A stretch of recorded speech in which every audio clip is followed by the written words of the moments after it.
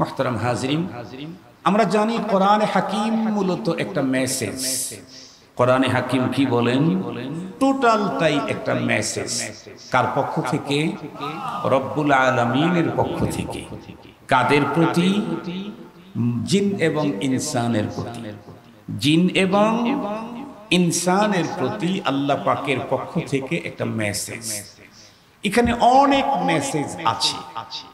আমি যে আয়াতে কারিমা তেলাওয়াত করেছি, এখানে আল্লাহ পাক 4টা মেসেজ দিয়েছেন। কয়টা মেসেজ? আয়াত একটা, মেসেজ হলো 4টা। আপনারা বলেন তো দেখি, পৃথিবীতে সবচেয়ে সত্য মেসেজ কারটা হবে? আল্লাহ। আল্লাহর মেসেজের চাইতে আরো সত্য, আরো বাস্তব মেসেজ পৃথিবীর কারো হতেই পারে না। কোরআনে হাকিম আল্লাহ পাক চ্যালেঞ্জ করে বলেন, মান আসদাকু মিনাল্লাহি হাদিসা। আল্লাহর চাইতে অধিক সত্য কথা পৃথিবীর কার হবে? মুহতারাম হাজরিন, আমরা আল্লাহ পাকের প্রত্যেকটা মেসেজকে মহা সত্য বিশ্বাস করি। শুধু সত্য বলি না, মহা সত্য বিশ্বাস করি। এবং যারা মহাসত্য বিশ্বাস করবে তারাই মূলত ঈমানদার। কোরআনে হাকিমের কোনো একটা মেসেজ যদি কেউ অবিশ্বাস করে, টোটাল কোরআন যদি দৈনিক 3 খতম পড়ে, তারপরেও তার ঈমান নাই। মনে রাখবেন, তার ঈমান নাই। তো দেখি আল্লাহ পাক সূরা আলে ইমরানের 185 নম্বর আয়াতে 4টা মেসেজ কি দিলেন। বড় মজার কথা হলো, এই আয়াতের প্রথমে যে মেসেজটা আল্লাহ পাঠিয়েছেন, এই মেসেজটাকে অবিশ্বাস করার মতো মানুষ আজকের ওয়ার্ল্ডে 1 পিসও খুঁজে পাবেন, একটাও পাবেন। আদম আলাইহিস সালাম থেকে শুরু করে এ পর্যন্ত আবু জেহেল আসছে, আবু লাহাব আসছে, ফেরাউন আসছে, হামান আসছে, সাদ্দাদ আসছে, নমরুদ আসছে। নিজেরা খোদা দাবি করার লোক এসেছিল পৃথিবীতে, কিন্তু রব্বুল আলামিনের এই আয়াতে প্রথম যে মেসেজ দিয়েছেন, এই মেসেজকে অস্বীকার করার মতো মানুষ আদম আলাইহিস সালাম থেকে আজ পর্যন্ত কেউ আসে নাই, কিয়ামত পর্যন্ত আসার সম্ভাবনাও নাই।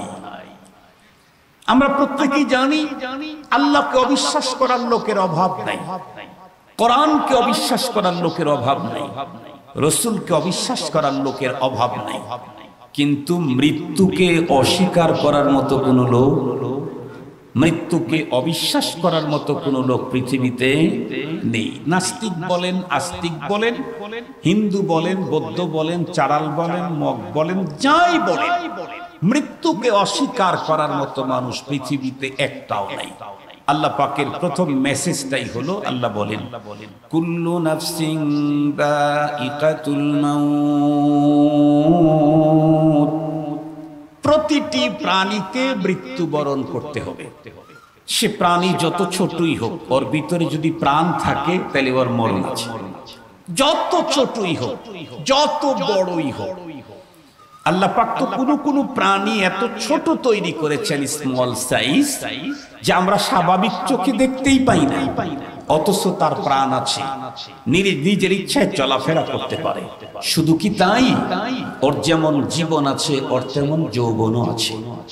ওর বংশ বিস্তার হয়, বংশ বিস্তার হয়, ওর জীবন আছে, যৌবনও আছে। কিন্তু এতটাই ক্ষুদ্রাতি ক্ষুদ্র, স্মল, যে আমরা স্বাভাবিক চোখে দেখতেই পাই না। এই ছোট্ট প্রাণীটারও মরণ আছে। আবার যেটা বড়, কত বড় আল্লাহ, এত বড় যার বিশালতা আমাদের মাথাকে হেড করে ফেলে। যত বড় পাওয়ারফুল হোক, যত বড় বিশাল দেহের অধিকারী হোক, তার মরণ আছেই আছে। একেবারে সহজ কথা অল্প সময়ের জন্য বলি, আমরা প্রত্যেকে ছোটবেলা থেকে শুনেছি না, আমরা এখন ওয়াজ করি। ছোটবেলায় কিন্তু আপনাদের মতো সামে শ্রোতাই ছিলাম, ওই দিকে থাকতে থাকতে আল্লাহ এ পাশে নিয়ে আসছেন। আমরা ছোটবেলা বয়ান শুনেছি, আপনারাও শুনেছেন।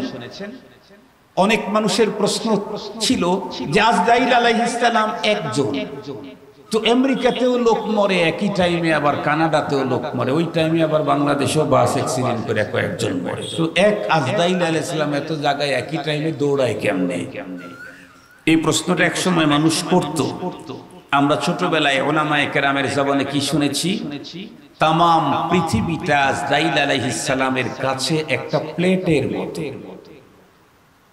এখন বলেন, তাম পৃথিবী যদি আজরাইল আলাইহিস সালামের কাছে যদি একটা প্লেটের মতো হয়, তাহলে আজরাইল আলাইহিস সালামের দেহ কত, বডি কত, তার কতগুলি পাখা, তার কত শক্তি, তার কি পাওয়ার। বলুন তো দেখি, তাম পৃথিবীর সকলের জান সে কবজ করলেও তার জান কি কবজ হবে না? আজরাইল আলাইহিস সালাম কি মরবেন না? যেহেতু উনি প্রাণী, এজন্য সকলের জান কবজ করার পরেও তার প্রাণ যাবেই যাবে। বুঝা গেল, এই পৃথিবীতে আমরা এসেছি, আমরা মরে যাব। এই কথাটা প্রতিদিন শুনি, কিন্তু একটু চোখ বন্ধ করে কি ভেবেছি মরণের পরে আমার কন্ডিশনটা কি হবে? এই যে সুন্দর স্কিন, অনেক ফাইন ফিটনেস বডি, আমার ভিতরে আমি একদম স্মার্ট, আরো কত কিছু দিয়ে আমার স্মার্টনেসকে আরো বৃদ্ধি করে থাকি। কিন্তু দেখতে দেখতে একদিন দেহ থেকে যখন পাখিটা উড়াল মারবে, সুন্দর বিশাল বালাখানার বিল্ডিং এ আমার নিথর দেহ পড়ে থাকবে। দেখতে দেখতেই আমাকে অল্প টাইমের ভিতরে কবরে পৌঁছাবার জন্য চেষ্টা করবে। মুহতারাম হাজিরিন, মৃত্যু নিশ্চিত, কোনো সন্দেহ নাই। তবে কবে এটা জানা, কথা বলেন, কবে এটা জানা? তবে এটা আমাদের জানা আছে, মৃত্যুর তারিখ আমাকে নতুন করে দেওয়া হচ্ছে না। আমরা জানি আমাদের দেশ থেকে যারা বাইরে ট্যুরে যায়, বিশেষ করে উমরায় যায়, হজ পালন করতে যায়, এরা যখন যায়, যাওয়ার সময় ব্যাগের তারিখ এবং টিকিট একসাথে করতে হয়। যাওয়া আসার প্লেনের টিকিট, কথা বলেন, একটা টাইমে করতে হয়। ফিরতি ফ্লাইটের টিকিট করা ছাড়া কারো ভিসা মিলবে না। মুহতারাম হাজিরিন, যখন যাওয়ার টিকিট তখন আসার টিকিট। আমরা যখন মার পেট থেকে পৃথিবীতে এসেছি, আসার ডেট যখন দেওয়া হয়েছে, তখন আবার রিটার্ন ব্যাগের ডেটটাও জানায় দেওয়া হয়েছে। হাদিস খুলে দেখে, রিটার্ন ব্যাগের ডেট যখন আসার ডেট দিয়েছেন রব, তখনই ব্যাক ডেট দিয়েছেন কোন দিন সে পৃথিবী থেকে চলে যাবে। আল্লাহর কোরআন আল্লাহ তাআলা বলেন, লিকুল্লি উম্মাতিন আজাল, লিকুল্লি উম্মাতিন আজাল, ইদা জাআ আজালুহুম লা ইস্তাখিরুনা সাআতান ওয়া লা ইস্তাকদিমুন। मौत जिस दिन आ गई दुनिया की हालत क्या हुई, रूह तन से उड़ गई मुर्दा की हालत क्या हुई। जब मलाकुल मौत आवेगे तुम्हारे सामने, फिर तुम्हें फुर्सत न मिलेगी लब हिलाने के लिए, फिर तुम्हें फुर्सत न मिलेगी लब हिलाने के लिए। बाप भाई, माँ बुहिन, फर्जंद जन और यारगार, आशिक माशूक नौकर बंदे खिदमत गुजार, काम आने का नहीं, काम आने का नहीं, हर एक जुदा हो जाएगा, बल्कि एक एक उज़्ब दुश्मन जंग का हो जाएगा। ऐ बिरादर जी जहानत रफ्तनास, जान बाइज़राइल आखिर दादानास, हुस्न तेरा चंद रोज आखिर फना हो जाएगा, जिस पे तेरा नाज है वो खाक में मिल जाएगा। हुस्न तेरा चंद रोज आखिर फना हो जाएगा, जिस पे तेरा नाज है वो खाक में मिल जाएगा। कैसे कैसे ताजदारो पादशाह चल बसे, कैसे कैसे ताजदारो पादशाह चल बसे, वो खजीना बालाखाना शान शौकत क्या हुई, वो खजीना बालाखाना शान शौकत क्या हुई, कैसी कैसी खूबसूरत, कैसी कैसी खूबसूरत रानिया शहजादियां, तन बदन सब गल गया है, शक्ल सूरत क्या हुई। পৃথিবী থেকে ছেড়ে যেতেই হবে। এই সৌন্দর্য, এই সম্পদ, এই চেয়ার, এই পাত, এই দাপট একদিন শেষ হবে। একটু পূর্বের দিকে তাকায় দেখেন না, এই এলাকা যার ইশারাতে চলতো আজকে তার কবরের উপরে বিড়াল পেশাব করলেও তার কোনো আওয়াজ করার সুযোগ নাই। কথা বলেন না? কত মানুষ না এলাকাতে আনন্দের আসর জমাইতো, কত লোক, সে লোকগুলি কই? আনন্দের আসর জমাইতো যারা, কই সে লোকগুলি? নেই তো। আমি তো আপনাদের পাশেই বনশ্রী সেন্ট্রাল মসজিদে জুমার নামাজ পড়াই। মুসল্লিদেরকে মাঝে মাঝে বলি যে দেখেন আমাদের টাইম কিন্তু শেষ। কেমনে? একটা দিকে লক্ষ্য করলেই তো বোঝা যায়। আমরা ছোটবেলায় বাবা দাদার হাত ধরে যখন জুমাবার মসজিদে আসতাম নামাজ পড়তে, আমরা একটু সামনের কাতারে বসার চেষ্টা করতাম। মুরব্বীরা আমাদের এই বাড়িতে বাড়িতে বাড়িতে বলতেন না, এই বারান্দায় যা, বারান্দায় যা। আগে গিয়া বসতাম, হাত ধরে আমাদেরকে বারান্দায় পিছিয়ে দিত। এখন যদি বারান্দায় বসেন, বারান্দায় থাকতে দেয় না, ছেলেরা হাত ধরে সামনের কাতারে আগায় দেয়? কথা বলেন না কেন? একটু বলেন। সামনের কাতারে আগায় দেয় না? তো সামনের কাতারে আগাইতে আগাইতে তো একেবারে লাস্ট কাতার পর্যন্ত আগায় গেছে। এখন তো আমি ইমামের পিছনেই বসি, তার মানে আমার আর আগানের কোনো কাতার নাই। আরো কোনো কাতার আছে নাকি সামনে? আর একটু জোরে বলেন। আর এক ধাপ একবার আগাবো, তখন তিনটা সাদা কাপড়ে প্যাকেট হয়ে ইমামের সামনে যাব, তখন আমি লাশ। আর আগানের টাইম, আর আগানের সময় নাই। এক ধাপ আগাবো, তখন আমি লাশ ইমামের সামনে। মুহতারাম হাজিরিন, এই জন্য রব্বি করিম আমাদেরকে আগেই মেসেজ দিয়েছেন, কুল্লু নাফসিন যায়িকাতুল মাউত, তোমাকে কিন্তু মৃত্যুবরণ করতে হবে। এরপরে কি হবে? আল্লাহ পাক বলেন, ওয়া ইন্নাকুম তুওয়াফাউনা উজুরাকুম ইয়াওমাল কিয়ামাহ। রব আরেকটা মেসেজ দিলেন, পৃথিবীতে আমরা এসেছি না, সবাই কোনো না কোনো কাজ করি। কাজ করে না এমন মানুষ পৃথিবীতে একটাও নেই। সে সুস্থ হোক অসুস্থ হোক, সুস্থ মস্তিষ্কের অধিকারী হোক আর পাগল হোক, হিন্দু হোক বৌদ্ধ হোক, নারী হোক আর পুরুষ হোক, প্রত্যেকেই কোনো না কোনো কাজ করে। শুয়ে থাকাও তো একটা কাজ, পথ চলাও তো একটা কাজ, কোনো দিকে তাকানো তো একটা কাজ। কথা বলেন ভাই, কথা বলা একটা কাজ না? আমি কথা বলতেছি, আপনারা জি বলতেছেন, এটা কাজ। পৃথিবীর যত কাজ আমরা করব, তামাম কাজগুলি দুই প্রকারের বাইরে নেই। হয়তো কাজটা ভালো হবে, না হয় কাজটা মন্দ হবে। হয়তো কাজটা নেকির হবে, না হয় কাজটা গুনার হবে। হয়তো কাজটা কল্যাণের হবে, না হয় কাজটা অকল্যাণের হবে। এর বাইরে কি কোনো কাজ আছে? নেই। হয়তো ভালো না হয় মন্দ, হয় নেকির না হয় গুনার। ভালো কাজ করলে এর জন্য দুনিয়াতেও ভালো কাজের কিছু প্রতিদান পাওয়া যায়। মন্দ কাজ যদি কোনো ব্যক্তি করে, অপরাধ, বলুন তো দেখি, অপরাধী কি দুনিয়াতে পানিশমেন্ট পায় না? পায়। কারো কারো তো চুল কেটে দেয় খারাপ কাজ করার কারণে, কাউকে আবার জুতার মালা পরায়া দেয় খারাপ কাজ করার কারণে। কেউ কেউ আবার যখন বক্তব্য দিতে থাকে, ভাব দেখায়, তখন তাদের দিকে জুতা ছোড়া হয়। কথা বলেন না কেন? জুতা ছোড়া হয় না? এইটা মন্দ কাজের কারণে দুনিয়াতে তাকে কিছু পানিশমেন্ট পেতে হয়। মনে রাখবেন, মন্দ কাজের যত পানিশমেন্ট আমি দুনিয়াতে পাচ্ছি, এটা আমার ফাইনাল এবং পুরাপুরি পানিশমেন্ট না। নেক কাজের যত ভালো কিছু আমি দুনিয়াতে পেয়েছি, এটাও নেক কাজের ফাইনাল এবং পুরাপুরি পাওনা।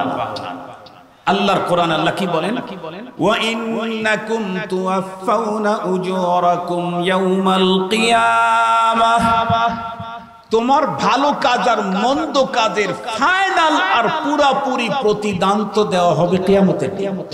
সুবহানাল্লাহ বললেন না? হুজুর ভালো কাজ করছে, হুজুরের শরীর ভালো থাকে, ছেলেরা বিপদগামী হয় না, এটা তার ফাইনাল পাওনা না, এ তো কিঞ্চিত পাওনা। কেউ অপরাধ করছে এই জন্য তার নাড়া করে দিয়েছে বলে এটার ফাইনাল পানিশমেন্ট। আল্লাহর কোরআন আল্লাহ বলেন ওয়ালা নুযীকান্নাহুম মিনাল আযাবিল আদনা দুনাল আযাবিল আকবারি লাআল্লাহুম ইয়ারজিউন। আল্লাহ বলেন নেককারকে যেটা দিই এটাও সেমফুল, পুরাপুরিটা পরপারে। বদকারকে যে শাস্তি দেই দুনিয়াতে আযাবে আদনা, আল্লাহ বলেন এটা সেমফুল দিলাম, বড়টা তো পরপারে, পুরাপুরি পাওনা পরপারে। এই জন্য মনে রেখেন দুনিয়ার যারা জুলুম করে নির্যাতন করে দুনিয়াতে এদের যতই পানিশমেন্ট হোক এটা ফাইনাল পাওনা না, ফাইনাল পাওনা আখিরাতে। অপরাধীর ফাইনাল পাওনা আখিরাতে। তবে এখন একটা কথা আমাকে ভাবতে হবে, হুজুর ভালো কোনটা আর মন্দ কোনটা, এই ব্যাপারে স্পষ্ট কথা মনে রাখবেন সারা জীবন, বহুত কাজে দিবে। আমার মানদণ্ডে যেটা ভালো সেই ভালোর কথা এখানে বলা হয়নি, আমার মানদণ্ডে যেটা মন্দ সেই মন্দের কথা এখানে বলা হয়নি, আমার নেতার মানদণ্ডে যেটা ভালো সেটা ভালো, কোন গবেষকের মানদণ্ডে যেটা ভালো সেই ভালোর কথা বলা হচ্ছে না, কোন আবিষ্কারকের মানদণ্ডে যেটা ভালো সেটা না, কোন মন্ত্রী মিনিস্টার কোন পীরের মানদণ্ডে যেটা ভালো সেই ভালোর কথা বলা হচ্ছে না। ভালো কাজের প্রতিদান পরপারে আল্লাহ দিবেন। এটা কোন ভালো? যেটা কোরআন সুন্নাহর মানদণ্ডে ভালো সেই ভালো।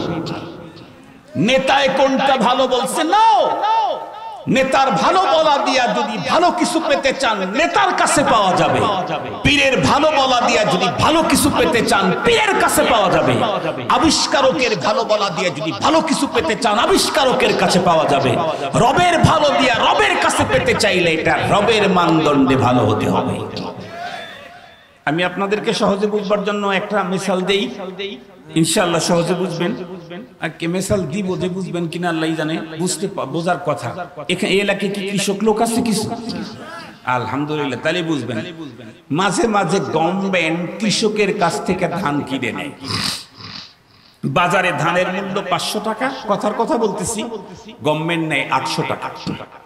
তখন অনেক কৃষক করে কি, প্রতিনিধি জনপ্রতিনিধি যারা আছে মেম্বার চেয়ারম্যান সহ কোর্ট কমিশনার তাদের সাথে ভাও করে, ভাই আমি আপনারে কিছু দেব না, আমারে 200 মণ দোকানের ব্যবস্থা করে দেন, আপনারে কিছু দেব না, অথবা কিছু দেওয়া ছাড়াই আমাকে একটা টিকিট দেন, আমি যেন 50 মণ ধান কমপক্ষে দিতে পারি। এখন তো চাষাবাদ করতে অনেক টাকা লাগে, বাজারের যে টাকা এতে কিছুই হয় না, 100 মণ ধান যদি একটু দিতে পারি তাহলে কাজ হবে। তো ঠিক আছে দিলাম, তুমি 200 মণ ধান দিয়ে দিও। ধান যখন কৃষকের কাছ থেকে সরকার নিবে তার গোডাউনে, তার আগে চেক করে, যেমন তেমন ধান নিবে কি, কথা বলেন না কেন, যেমন তেমন ধান নিবে। স্বাভাবিক বাজার হলো 500, সরকার দিবে 800, যেমন তেমন ধান নিবে, পাগলেও তো নিবে না। এজন্য সরকার এটা পরীক্ষা করে, পরীক্ষা করার জন্য মেশিন আছে। আমি যেটা শুনেছি, যদি কোনো ব্যক্তি মাটির খোলাতে ধান শুকাইতে শুকাইতে শুকাইতে শুকাইতে ভিতরে পানির কোনো নির্যাস নাও রাখে, এটা ওই মেশিন শো করে না। কিন্তু যদি কেউ পাকা ফ্লোরের যদি কেউ শুকায়, ভিতরে পানি যদি অর্ধেকও থাকে, এটা মেশিন শো করে। এখন আপনার চাস্তো ভাই সে পাকা ফ্লোরে ধান শুকায় নিয়ে গেছে অর্ধেক শুকনা, কিন্তু মেশিন শো করছে তারটা নিবে। আপনি তার চাইতে অনেক গুণে বেশি শুকাইছেন, সে শুকাইছে 3 দিন, আপনি শুকাইছেন 3 মাস। এরপরে আপনি যেহেতু কাঁচা ফ্লোরে কাঁচা খোলাতে শুকাইছেন, মেশিন শো করতেছে না।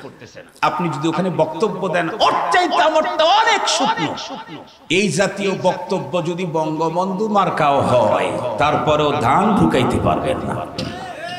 বলবে এই মিয়া টাকা তোমারে দেব প্রতি মনে স্বাভাবিক মূল্যের চাইতে 300, তোমার মানদণ্ডে কোনটা শুকনা সেটা তো আমি নেব না, আমার মানদণ্ডে যেটা শুকনা সেটা আমি নেব। গভর্নমেন্টের কাছে যদি ধান ঢুকায়া অতিরিক্ত মুনাফা নিতে চাইলে গভর্নমেন্ট যেটাকে শুকনা বলে সেইটাই যদি শুকনা হয়, রবের কাছ থেকে ভালো কাজ করে নেকি নিতে চাইলে রব যেটাকে মঙ্গল বলেছে সেটাই মঙ্গল হবে। আমাদের দেশের লোকেরা বলে হুজুর এটা তো ভালো কাজ, আমাদের কি বলে এটা তো ভালো কাজ। আবার কেউ কেউ বলে আমরাও কোরআন হাদিস পড়ি, আমাদের সামনে এসে বলে আমরাও কোরআন হাদিস পড়ি। এই কথাটা কেমন? মনে করেন ফুটপাত না, একেবারে বাজারের বাইরে তাবু টানায়া যেই লোকটা লেকচার দিয়ে ট্যাবলেট বিক্রি করে, এই লোকটা যদি বাংলাদেশের জাতীয় ডাক্তারের কাছে গিয়ে বলে আমরাও কিছু চিকিৎসা জানি, তাহলে এটা কি পরিমাণে হাস্যকর? কথা বলেন না কেন ভাই? কি পরিমাণে হাস্যকর? আর একটু কথা বলেন, যেই লোক ট্যাবলেট বিক্রি করার আগে সাপের খেলা না দেখাইলে দুইটা ট্যাবলেটও কেউ কেনে না, ও যদি গিয়া জাতীয় ডাক্তারের সামনে বলে যে আমরাও চিকিৎসা জানি, এটা যেমন হাস্যকর, আলেমের সামনে যদি অন্য কেউ যত বড়ই হোক শিক্ষিত সে যদি বলে আমরাও ধর্ম বুঝি, এর চাইতে বড় হাস্যকর। হাজিরিন, তো ওই দিকে কথা যেতে চাই না, আমার কথা আসছে হলো রব্বে কারীম মেসেজ দিয়েছেন, ওয়া ইন্নাকুম তুওয়াফাউনা উজুরাকুম ইয়াউমাল কিয়ামাহ। এই পৃথিবীর নারী পুরুষ মেসেজটা জেনে রেখো, পৃথিবীতে আসার পরে তুমি যে কাজগুলি করতেছো এটা হয় ভালো হবে না হয় মন্দ হবে, যেটাই হোক প্রত্যেকটার পুরাপুরি পাওনা তোমাকে দেওয়া হবে কিয়ামতের দিন। পুরাপুরি পাওনা। আল্লাহ দুনিয়াতে অপরাধ করার কারণে মাথা নাড়া করে দিলে তাই মুখ দেখানো যায় না, এরপরে বলে আবার ফাইনাল পাওনা আছে। বলেন তো তাহলে কি হবে? বলেন তাহলে কি হবে? এরপরে রব্বে কারীম তৃতীয় নম্বরের মেসেজ দিচ্ছেন। আল্লাহ তাআলা বলেন ফামান যুহজিহা আনিন নারি ওয়া উদখিলাল জান্নাতা ফাকাদ ফাজ। পরপারে যেহেতু তোমাদেরকে ফাইনাল পাওনা দিয়ে দেওয়া হবে, পুরাপুরি পাওনা দেওয়া হবে, সুতরাং পরপারে যদি কোনো ব্যক্তি জাহান্নাম থেকে মুক্তি পেয়ে জান্নাতে যায় সেই হলো পৃথিবীর সার্থক মানুষ। এ বক্তব্যটা কার? আর একটু জোরে বলেন ভাই। আল্লাহ। আমরা পৃথিবীতে সার্থক কারে মনে করি? আমরা তো হাইব্রিড নেতাকে সার্থক মনে করি, হাইব্রিড বড় লোককে সার্থক মনে করি, হাইব্রিড শিক্ষিতকে আমরা, এক কথা হাইব্রিডকে আমরা সার্থক মনে করি। হাইব্রিড বুঝেন তো? এখন তো করলাও হাইব্রিড, মূলাও বলে হাইব্রিড, লাউ খাই এটাও নাকি হাইব্রিড, সব জায়গায় হাইব্রিড আছে, বক্তাও হাইব্রিড আছে। আবার মুহতারাম হাজিরিন, আমি সেদিকে যেতে চাই না, আমি আপনাদেরকে বুঝাবার জন্য বলতেছি। হঠাৎ করে একজন মানুষ বোঝার আগে অনেক বড় চেয়ারের মালিক হয়ে গেছে, লোকেরা তখন তাকায় দেখে এই লোকটা সার্থক। কেউ বুঝলো একদিন রাজপথে গেল না দলকে টিকাবার জন্য, গুলি বুকে নিল না, বুলেটের আঘাত পেল না, কিন্তু বিশাল চেয়ারের মালিক। বলে এই বুদ্ধিমান। আর কি মনে করি? কেউ জানে না হঠাৎ করে অনেক টাকা, গাড়ি বাড়ি বিল, কারখানা, ইন্ডাস্ট্রিজ, গ্রুপ অফ ইন্ডাস্ট্রিজের মালিক, সেই সফল। এই জাতীয় সফলতা মুহতারাম হাজিরিন, রব্বুল আলামিন বললেন না, এই পৃথিবীতে কে কি হলো এইটা দিয়ে সফলতা না, মূল সফলতা হলো পরপারের লাইফে। কারণ এই লাইফটাই তো, কথা বলেন, অস্থায়ী। সুতরাং এই লাইফের ভিতরে যত সফলতা আসবে সবগুলা স্থায়ী। একটু কথা বলেন, লাইফটাই তো অস্থায়ী। এই অস্থায়ী লাইফে যত সফলতা আসুক একটাও স্থায়ী হওয়ার সম্ভাবনা নাই। সুতরাং ক্ষণস্থায়ী এই জীবনের সফলতা কোনো সফলতাই না, এই জীবনের ব্যর্থতাও কোনো ব্যর্থতা না। মূল সফলতা হলো পরপারের চিরস্থায়ী জীবনের সফলতা, মূল ব্যর্থতা হলো পরপারের চিরস্থায়ী জীবনের ব্যর্থতা। মুহতারাম হাজিরিন, না হয় একজন মানুষ টাকা করতে করতে বিল গেটসকে হার মালায়া দিল, ধরে নিলাম, তাতেই কি সফলতা? বিল গেটসের মতো কয়েক কোটি বিল গেটস এক জায়গায় করলে যেই পরিমাণে সম্পদ হবে, ওই পরিমাণে সম্পদ যদি একজনের হয় তাতে কি আসে যায়? সে এই সম্পদ কতদিন ভক্ষণ করতে পারবে? সব সম্পদ খেয়ে শেষ করতে পারবে? সব সম্পদ সে ভক্ষণ করতে পারবে?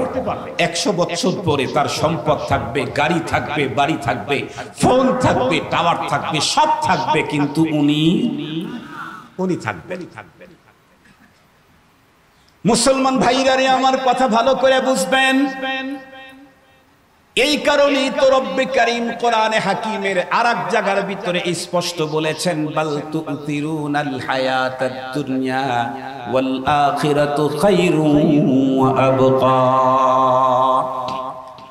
পৃথিবীর এই পার্থিব জগতের জীবনটা, হায়াতটাকে তোমরা প্রাধান্য দিলে আখিরাতের উপরে, অথচ আখিরাত হলো চিরস্থায়ী এবং অতি সুন্দর, দুনিয়া হলো অসুন্দর এবং ক্ষণস্থায়ী। আমরা বন্ধুরা আমার ক্ষণস্থায়ী এবং অসুন্দরের পিছনে দৌড়ানো শুরু করে দিয়েছি। এমন দৌড় শুরু হয়েছে কিছুক্ষণ পরেই বন্ধুরা আমার বয়ানের দ্বারা বুঝতে পারবেন। এই জন্য আমাদের প্রত্যেককে দুনিয়া থেকে পরপারের পুঁজি করে আখিরাতে জাহান্নাম থেকে মুক্তি পেয়ে জান্নাতে ঢোকার ব্যবস্থা করেই যেতে হবে। আমরা প্রত্যেকেই জানি এই পৃথিবীর সিস্টেমই হলো আনা আর জানা। পৃথিবীর সিস্টেমটাই হলো আসা এবং যাওয়া, আগমন এবং প্রস্থান। নাতির জন্ম হয় তো দাদা বিদায় নেয়, কথা বলেন ঠিক না বেঠিক? নাতির জন্ম হয়, কয়েকদিন পরে দাদা বিদায় নেয়। পৃথিবীর সিস্টেমটা হলো আসা আর যাওয়া। নাতি হিসাবে জন্ম নিল, কিছুদিন পরে বাবা হলো, তারপরে যখন দাদা হলো, তার অর্থই হলো উনি এখন চলে যাওয়ার টাইম এসে গেছে। তো রব্বে কারীম আমাকে পৃথিবীতে পাঠালেন, আবার নিয়ে যান। তার কারণটা কি, পাঠালেন কেন? সহজে বুঝবার জন্য বলতে চাই, আল্লাহ পাক রব্বুল আলামিন আমাদেরকে দুনিয়াতে পাঠাইছেন একটা জিনিস জিতে নেওয়ার জন্য, তার নাম হলো জান্নাত। আমরা পৃথিবীতে এসেছি জান্নাত জিতার জন্য। আপনাদেরকে একটা মিসাল দিলে খুব ভালো বুঝবেন। আমাদের দেশে অনেক সময় দেশের বাইরে থেকে খেলোয়াড়রা আসে না? আপনারা দেখেছেন বাইরের খেলোয়াড়দেরকে যে সিকিউরিটি দেওয়া হয়, আল্লাহ, এদেশের অনেক মন্ত্রী ওই সিকিউরিটি পায় না। অনেক মন্ত্রী ওই সিকিউরিটি পায় না। আমি নিজের চোখে দেখেছি এত সিকিউরিটি। তাদের জন্য 5 স্টার 7 স্টার মার্কের হোটেল, প্রত্যেকটা খাবার মেডিকেটেড, 100% পরীক্ষিত। এরপরে তাদের জন্য আছে সেবক প্লাস সেবিকা। কথা বলেন? ছোট বড় অনেক বোতল, ছোট বড় বোঝেন তো আপনারা? ছোট বড় বোতল বুঝেন তো? ছোট বড় অনেক বোতল থাকে তাদের জন্য। কত রঙের বোতল থাকে, সেবক থাকে, সেবিকা থাকে। কিচ্ছু করে খেতে হবে না, শুধু অর্ডার করবে, সব পেয়ে যাবে। যতই এই রকমের 7 স্টার হোটেলে তাদেরকে রাখুক, বলুন তো দেখি বাহির থেকে যে খেলোয়াড় আসছে ওরা কি 2 বছর থাকবে আমার দেশে? 6 মাস? ওরা কতদিন থাকবে? ওরা আসছে হলো মূলত টার্গেট নিয়ে ট্রফি জেতার জন্য। খেলাটা চলবে 2 মাস, কিন্তু যদি কোনো কারণে 1.5 মাসে যদি ট্রফি জেতা হয়ে যায়, এর আর 15 দিনও ওরা আমার দেশে থাকতে রাজি নাই। ঠিক বললাম না? ঠিক বললাম? কেন আসতে হলো? ট্রফি জিততে। আমার দেশে 5 স্টার আর 7 স্টারে এই সেবক সেবিকাদের খেদমত নিতে আসে নাই, ছোট বড় বোতল খেতে আসে নাই, আসতে হলো ট্রফি জিততে। ট্রফি যখন জিতা হয়ে গেছে তো গো নিজের বাড়ির দিকে রওনা। রব্বে কারীম আমাদেরকে দুনিয়াতে পাঠাইছেন গাড়ি বাড়ি বিল্ডিং মিল কারখানা গ্রুপ অফ ইন্ডাস্ট্রিজ চেয়ার আর পাওয়ার তৈরি করার জন্য না। রব পাঠাইছেন দুনিয়াতে যাও জান্নাতটা জিতে আসো। কি জেতার জন্য পাঠাইছেন? আর একটু জোরে বলেন। এই কারণেই তো আপনারা দেখতেছেন আজকের এই পৃথিবীতেও ফিলিস্তিনের গাজার তরুণ স্বাচ্ছন্দ্যে মুস্কি হাসি দিয়ে নিজের জীবনটাকে বাইতুল মুকাদ্দাসের জন্য কোরবান করার জন্য অগ্রসর হচ্ছে। কেন? ও যুবকের কি জীবন নাই, যৌবন নাই? ও কি সুন্দরী বিয়ে নিয়ে মজা করতে মনে চায় না বৈধ পন্থায়? কারণ ওদের মাথার ভিতরে একটাই ফিকির, আমাকে তো রব্বুল আলামিন পৃথিবীতে মজা করার জন্য, গাড়ি আর বাড়ি আর নারী করার দিয়ে, এগুলি দিয়ে ভোগ করার জন্য পাঠায় নাই। আমি পৃথিবীতে এসেছি জান্নাত জিতার জন্য। এ কারণেই লম্বা টাইম পর্যন্ত মসজিদে যাই, কুদরতি আল্লাহর পায়ের, কুদরতি পায়ের উপরে কপাল ঠেকাই। কখনো কখনো কষ্টে অর্জিত সম্পদ থেকে লক্ষ লক্ষ কোটি কোটি টাকা আল্লাহর রাস্তায় বিলিয়ে দিই। টার্গেট হলো জান্নাত জিতবো। তো যদি এমনটি হয়, 50 বছর পর্যন্ত দুনিয়াতে অপেক্ষা করার দরকার নাই। 7 বছর লাইফে যদি আল্লাহর ঘরের জন্য শাহাদতের পেয়ালা পান করে জান্নাত জিতে যাই, তাহলে দুনিয়াতে বিয়ে করার দরকার না। এজন্যই তো ফিলিস্তিনের তরুণ যুবকেরা বাইতুল মুকাদ্দাসের জন্য হেসে হেসে জীবন দিয়ে দিচ্ছে। ওরা ট্রফি জিততে এসেছে, জান্নাতের ট্রফি। মুহতারাম হাজিরিন, রব্বে কারীম আমাদেরকে পৃথিবীতে পাঠিয়েছেন কি জিতার জন্য? যেন একটু জোরে বলেন না, কি জিতার জন্য? আমরা এখানে যে আসছি জান্নাতে জিতার কাজ হচ্ছে। কি বলেন, কি বলেন ভাই? যতক্ষণ এখানে থাকবো জান্নাতের দিকে আগাবো, রবের দিকে আগাবো, আল্লাহ পাকের চির সুখের নীড়ের দিকে আগাইতে থাকবো। এখানে বসে থাকলেই কদম চলতে থাকবে জান্নাতের দিকে। মুহতারাম হাজিরিন, আল্লাহ পাক আমাদেরকে দুনিয়া থেকে পরপারের পুরা পুঁজি গোছায়া জান্নাতি হওয়ার তৌফিক দান করুন। শেষের মেসেজটা বলে আমি আমার বয়ান শেষ করে দিচ্ছি। শেষ মেসেজটা আল্লাহ তাআলা বলেন, ওয়ামাল হায়াতুদ দুনিয়া ইল্লা মাতাউল গুরুর। এই যে পৃথিবীতে আসছি না আমরা, আমাদেরকে পরপারের চির সুখের নীড় জান্নাত অর্জন করতে বাধার সৃষ্টি করবে দুনিয়ার সৌন্দর্য, দুনিয়ার মোহ আমাকে পাগল করে ফেলবে। রব্বি কারীম মেসেজ দিয়ে দিলেন, এই যুবকরা, বৃদ্ধরা, নারীরা, পুরুষেরা, শুনে রেখো, মাল হায়াতুদ দুনিয়া, দুনিয়াকে তোমাকে যে লাইফটা দিলাম, এই হায়াতটা কিন্তু ধোকার বস্তু। কিসের বস্তু?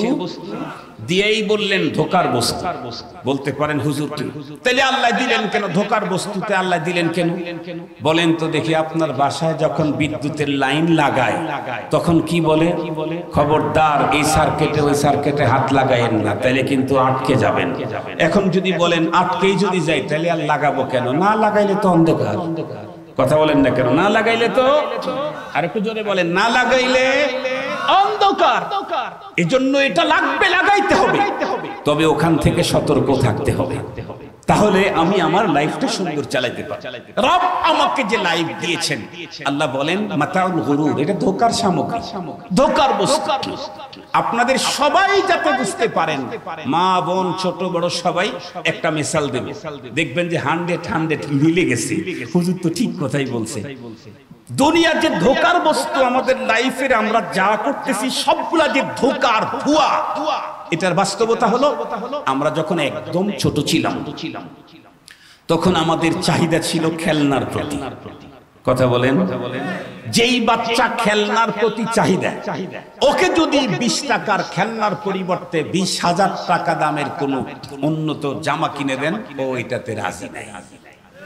যদি ওকে 15,000 টাকা দিয়ে উন্নত খাবার খাওয়ান, ভিটামিন নিয়ে এসে দেন, ও এটাতে রাজি নাই।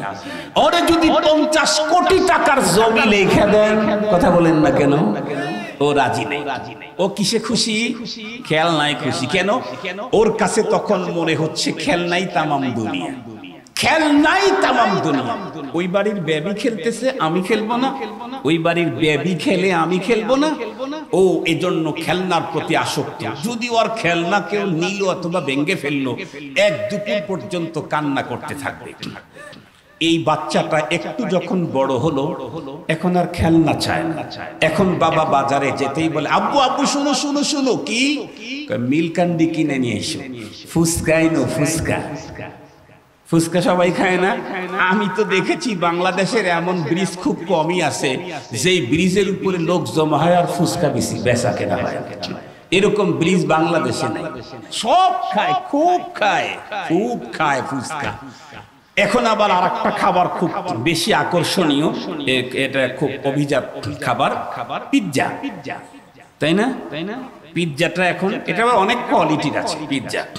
বাজারে গেলে নরমাল বাজারে গেলে হয়তো এই 50 টাকা 100 টাকা 200 টাকাতে পাওয়া যাবে। যত বড় দোকান যত দামি জায়গায় দেখবেন তত বেশি দাম। এক পিৎজার দাম 6-7 হাজার টাকা। মুহতারাম হাজরিন, বাচ্চারা যখন খাবারের যখন বুঝছে তখনও খাবার খেতে চায়, তখন যদি খেলনা দেন একটা শট করবে জানলার বাইরে বের করে দিবে। একটু যখন বড় হইছে এখন আর খাবারের প্রতি আগ্রহ নাই। এখন কি? এখন জামাটা উন্নত হতে হবে, ইস্তারি করা হতে হবে। ওর জামায় যদি কেউ একটু ইস্তারি ভাঙে থাপ্পড় দিয়ে তার দাঁত ভেঙে দেয়। এরকম হয় নাই আপনাদের আমাদের জীবনে? ছোট ভাই আমার জামাটা পড়ছে, একটু রাগের চোটে পড়ছে, থাপ্পড় লাগায় দিছে, বাস কানের তলা ফেটে গেছে। এই জামা কাপড় আর একটু যখন বড় হয়েছে, স্মার্ট বাংলাদেশ তো এখন যুবকেরাও স্মার্ট। এখন কি চাই? টাচ ফোন চাই, R15 চাই, টাচ ফোন চাই, R15 আইফোন R15। বাবাকে বাধ্য করে জমি পট লাগায়া ধার করে লোন করে, নাইলে যুবকেরা আলটিমেটাম দেয় সুইসাইড করে, সুইসাইড করব, আত্মহত্যা করব। এবং অলরেডি শত শত আত্মহত্যা হয়েও কি পরিমাণ মনে করতেছে হাতে যদি আইফোন থাকে আর যদি নিচে থাকে একটা R15 তো আমি দেশের রাজা। এটা যদি হয় আমার আর কিছু দরকার নাই। মনে করছে এটাই আমার লাইফের সবচেয়ে গুরুত্বপূর্ণ জিনিস। বাবাকে মাকে বাধ্য করে কেউ বা বাবাকে আক্রমণ করে। এই ছেলেটাই কিছুদিন পরে যখন ওকে বিয়ে করে দেওয়া হলো, ঘরে আল্লাহ পাক একটা সন্তান দান করলেন।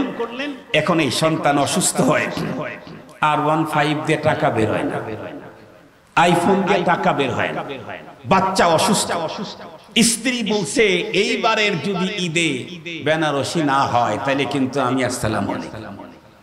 এখন ওর মাথা চেঞ্জ হয়ে গেছে, ফিকির কি আইফোন দিয়ে আসলে হবে না, R15 দিয়ে হবে, লাগবে টাকা। যার টাকা নাই তার মূল্য সন্তানের কাছেও নাই, স্ত্রীর কাছেও নাই, অনেক মা বাবার কাছেও নাই, সমাজে তো নাই নাই নাই।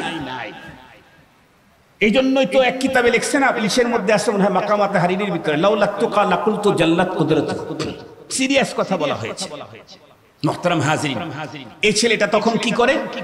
একটা বাবা পুঁজি দিয়েছে যে এই তোরে 5000 টাকা দিলাম, এটা দিয়েই তোর আমি আর তোকে কিছু দিতে পারবো না, বাস আসি। আল্লাহু আকবার। ঈদের আগে চিন্তা করে দেখলো ব্যবসা তো খুব ভালো, কিন্তু পুঁজি তো নাই, বাবা তো আর দিবে না। যেই গাড়ি কিনতে বাবাকে বাধ্য করেছিল 3 ঈদ আগে, সেই গাড়িটাই এখন বিক্রি করে দোকানের মাল কিনে। ঠিক বললাম না? ঠিক বললাম? সেই গাড়ি ঈদের আগে বিক্রি করে দোকানের মাল কেনে। এখন আর মাথার মধ্যে কি? টাকা চাই, টাকা চাই, টাকা চাই, গাড়ি চাই, ক্যারিয়ার করতে হবে। ধরে গেল টাকার মোহ। টাকা চাই, বাড়ি চাই, গাড়ি চাই, চেয়ার চাই, পাওয়ার চাই। ছুটলো এর পিছনে। 75 বছর বয়স পার হয়ে গেছে, তাও কি বলে? পাওয়ার আমার চাই, ক্ষমতা আমার চাই। 80 বছর হয়ে গেছে, তারপরেও মসনদ ছাড়তে রাজি নাই। 85 বছর হয়ে গেছে, তারপরেও বুড়ো, ঠিকঠাক মতো দেখে না, তারপরেও এমপি টিকিটের জন্য দৌড়ঝাঁপ বন্ধ নাই। কথা বলেন, আছে না নাই? খুব ভালো করে বুঝবেন, ছোট্টবেলায় ছিল আমাদের অন্তরের ভিতরে খেলনার মায়া।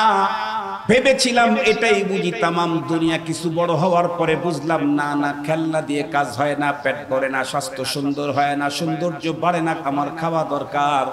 খাবারের পিছনে পাগল ছিলাম। এরপরে দেখলাম খাবার কে দেখে? বাইরে যখন যাব তখন তো মানুষ পোশাক দেখে, আমার উন্নত পোশাক দরকার। একটু বড় হওয়ার পরে চিন্তা চেঞ্জ হয়ে গেল, না না, পোশাক দিয়ে কি হবে, আমার একটা টাচ ফোন দরকার, আইফোন দরকার, R15 দরকার। বাবাকে বাধ্য করলাম এটা কেনার জন্য, বাবার উপরে টর্চারিং করলাম, জুলুম করলাম, নির্যাতন করলাম। কিছুদিন পরে আবার এই ধান্দাটাও আমার কেটে গেল। কি? টাকা না থাকলে সন্তানের কাছে মূল্য নাই, R15 দিয়ে কি হবে? স্ত্রীর কাছে মূল্য নাই, তখন টাকার পিছনে ছুটলাম। এই যে টাকার পিছনে দৌড় শুরু হলো আমাদের মানুষদের, ছুটতে ছুটতে ছুটতে ছুটতে কোন পর্যন্ত গেলাম? আল্লাহর কোরআনে আল্লাহ বলেন, আলহাকুমুত তাকাসুর হাত্তা যুরতুমুল মাকাবির। টাকার পিছনে, গাড়ির পিছনে, বাড়ির পিছনে, ক্যারিয়ার তৈরি করার পিছনে, সম্পদের পিছনে, চেয়ার আর পাওয়ারের পিছনে দৌড়াইতে দৌড়াইতে দৌড়াইতে হঠাৎ করে একদিন আজরাইলের সঙ্গে দেখা হয়ে গেল। দৌড় দিতে দিতে হঠাৎ ঠাস করে আজরাইলের সামনে দেখা। আজরাইল যখন খপ করে ধরে ফেললো, হাসপাতালের বেডে হোক আর কোন রাজনৈতিক কোন প্রোগ্রামেই হোক, বাসর ঘরের ভিতরে হোক আর নানির বাড়িতেই হোক, শ্বশুর বাড়িতে হোক আর সন্তানের নতুন বিল্ডিং এর ভিতরেই হোক, আজরাইল যখন আমাকে খপ করে ধরলো, তার টর্চার যখন শুরু হয়ে গেল, তখনই আমার কাছে বন্ধুরা আমার অতীতের সবকিছু ভুয়া মনে হবে। আহারে, ছোটবেলায় যেমন খেলনার প্রতি আসক্ত ছিলাম, খেলনা আমাকে কাজ দেয় নাই, এরপরে খাবারের প্রতি তার পিছনেও আমার কোনো মোহ পরবর্তীতে শেষ করে দিলাম। চলতে চলতে টাকার পিছনে দৌড়াইলাম। আমি যখন কোনো দিকে পথ চলবো, পথের ভিতরে 1000 হুন্ডা আমাকে রিসিভ করার জন্য দাঁড়িয়ে থাকতো। আজকে আজরাইলের টর্চার সেল বন্ধ হয়েছে। কই আমার নেতা কর্মী, কোথায় হুন্ডা বাহিনী, কোথায় পিস্তল বাহিনী, কোথায় আমার ফ্রেন্ড সার্কেল, কোথায় আমার স্ত্রী? কই কেউ তো আমাকে এই দুঃখের ভিতরে কেউ শেয়ার করতে পারে না, পারবেও না। আমার কষ্ট শেয়ার করা বুঝার যোগ্যতা পৃথিবীর কারো নাই। খুব ভালো করে কথাগুলি বুঝবেন। যখন আজরাইল আলাইহিস সালাম বন্ধুরা আমার সামনে এসে যাবে, লোকটার সকল সামনে দুনিয়া যে একটা ভুয়া, দুনিয়া যে ভুয়া, মাল হায়াতুদ দুনিয়া ইল্লা বাতাউল গুরুর, এই কথাটি তখন বন্ধুরা আমার মৃত্যু ব্যক্তিত্ব ওই মুহূর্তে সব প্রকাশ পেয়ে যাবে।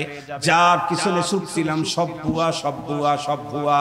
মৃত্যু যখন হয়ে গেল, অল্পক্ষণের ভিতরে গোসল করায়া 3 কাটা কাফনের কাপড় পরায়া আমাকে যখন বাবার পাশে কবরের ভিতরে শোয়া দিল, ছোট্ট একটা চিপার ভিতরে যখন শোয়া দিল, নিজের সন্তান পর্যন্ত মাটি আমার মুখের উপরে মারতে শুরু করবে। মিনহা খলাকনাকুম ওয়া ফিহা নুঈদুকুম ওয়া মিনহা নুখরিজুকুম তারাতান উখরা বলে মাটি দিতে থাকবে। বাবা থাকলে চোখের পানি ঝরতে থাকবে, তারপরেও মাটি দিবে। কেউ বা কোদাল দিয়ে মাটি দিবে। আমাকে যে মাটি দিয়ে এখান থেকে চলে গেল, সন্তান পরের দিন যদি আমার কবরের পাশে আসে, চোখের পানি ছেড়ে কান্না করতে থাকে, আল্লাহ না করুক, আল্লাহ না করুক। ওই মুহূর্তে যদি বাবার কবরের ভিতরে আগুন জ্বলে, মাত্র 2 হাত উপরেই তার সন্তান দাঁড়িয়ে আছে, সন্তান বোঝার কায়দা নাই। বাবা ওদের সন্তানকে বলবে, বাবা আগুন লেগে পুড়ে যাচ্ছি, রক্ষা করার ব্যবস্থা করো। এতটুকুন আহ্বান জানানোর পাওয়ার, শক্তি, ক্ষমতা, সিস্টেম এটাও নাই। এ কারণেই আল্লাহর পয়গম্বর স্পষ্ট বলে দিয়েছেন, আল কাইসু মান দানা নাফসাহু ওয়া আমিলা লিমা বাদাল মাউত। পৃথিবীর সবচেয়ে বড় বুদ্ধিমান কে? যেই ব্যক্তি পরবর্তী জীবনের পরপারের পুঁজি করে দুনিয়া থেকে বিদায় না। সন্তানের উপরে ছেড়ে যায়েন না। আপনার জন্য আপনি করতে পারেন না, আপনার পোলায় কি কচু করবে? আমার জন্য যদি আমি না করি, আমার স্ত্রী কি করবে? আমার জন্য যদি আমি না করি, আমার পোলা কি করবে? আমার ছেলে কি করবে? আমার মেয়ে কি করবে? এছাড়া বর্তমান সময়ে ছেলে মেয়েদের যে কন্ডিশন, আমরা তো ছেলে মেয়েদেরকে ওইভাবে তৈরি করে রেখেও যেতে পারতেছি না। এজন্য সময় থাকতেই নিজের পরপারের পুঁজি নিজে কমপ্লিট করে এরপরে পথ অবলম্বন, ওই পথের দিকে অগ্রসর হতে হবে। এ কারণেই একজন কবি চমৎকার বলেছেন, আয়া সাহিবাদ যামবি লা তাকনাতু ফাইন্নাল ইলাহা রাউফুন রাউফ ওয়ালা তারহালান্না বিলা উদ্দাতিন ফাইন্নাত তারিকা মাখুফুন মাখুফ ফাইন্নাত তারিকা মাখুফুন মাখুফ। আল্লাহ পাক আমাদের প্রত্যেককে কোরআনে পাকের এই 4 মেসেজ বুঝে নিজেদের জীবন পরিচালিত করার তৌফিক দান করুক। ওয়া আখিরু দাওয়ানা আলহামদুলিল্লাহি রাব্বিল আলামিন। আসসালামু আলাইকুম ওয়া রাহমাতুল্লাহি ওয়া বারাকাতুহু।